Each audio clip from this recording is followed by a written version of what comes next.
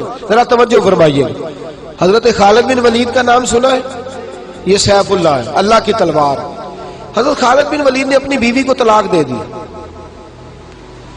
اور بڑا عرصہ وقت اچھا گزرا، طلاق ہو گئی، بیوی چلی گئی. ایک باغ بھی دیا تحفے میں.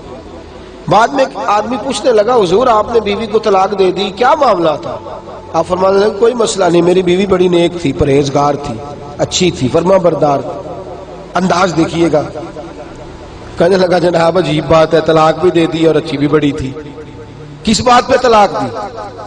آپ فرمانے لگے وہ میرے ساتھ 27 سال رہی ہے. کتنے سال؟ اور میں انتظار کرتا رہا ہوں.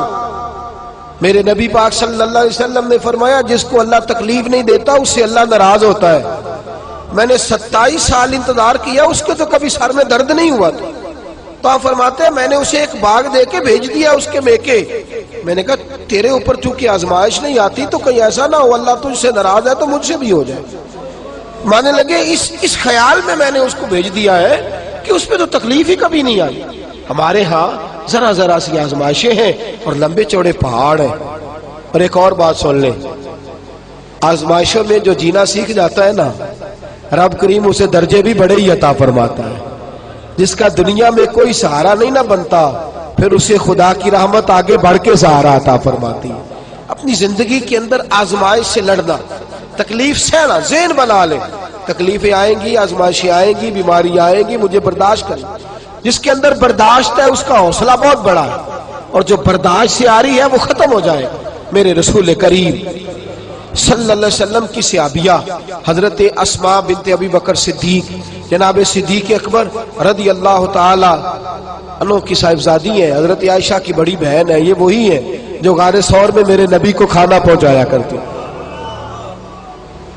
90 سال سے زیادہ عمر ہوگی حضرت اسماء کی، اور ان کے صاحبزادے عبداللہ بن زبیر رضی اللہ تعالی عنہ. 90 سال سے زیادہ عمر ہوگی اور ان کے صاحبزادے لڑائی کر رہے ہیں حجاج بن یوسف کے ساتھ. آنکھوں سے انہیں نظر نہیں آتا حضرت اسماء کو، بوڑھی ہو گئی، صاحبزادہ جہاد کر رہا ہے.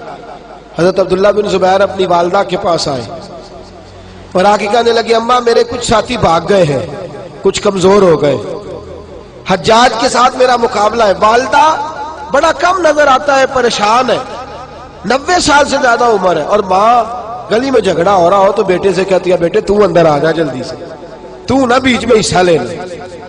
والدہ سے آ کے پوچھتے ہیں اماں میں کیا کروں، حجاج کے خلاف لڑ رہا ہوں، بہت سارے ساتھی کچھ چلے گئے ہیں ڈر کے، کچھ جو ہے وہ کمزور پڑ گئے، کچھ نے وہ بزدل نہیں ہے، وہ کمزور نہیں، لیکن انہوں نے حکمت سمجھی ہے تھوڑی دیر کے لیے چلا جانا. ماں کہنے لگی بیٹے پہلے تو یہ بتا کہ تو حق پہ ہے کہ نہیں، دولت کے لیے تو نہیں لڑ رہا، اقتدار کے لیے تو نہیں لڑ رہا. کہنے لگے اماں قسم اللہ کی عزت کی میں حق پہ ہوں، میں فکر امام حسین کا وارث ہوں، میں ظالموں سے لڑ رہا ہوں. تو ماں کہنے لگی بیٹے جا. پھر والدہ کہنے لگی جا میرا بیٹا اور جا کے اس کے ساتھ لڑائی کر، اگر تو فتح یاب ہو گیا تو میں شکر ادا کروں گی، اور اگر تو شہید ہو گیا تو میں قیامت میں تیرے اوپر فخر کروں گی. تو کہنے لگے اماں وہ بڑے ظالم ہے، بوڑھی ماں کا حوصلہ دیکھ، وہ بڑے ظالم ہے، وہ تو مسلح کر دیتے ہیں، ناک کان گلا کاٹ دیتے ہیں، اتنا سخت میرا دشمن ہے. والدہ کہہ رہی ہے بیٹے سے، 90 سال کی بوڑھی اماں کہتی ہے بیٹا بکری کو ذبح ہوتے وقت تکلیف ہوتی ہے، کھال اترتے وقت تکلیف نہیں ہوتی.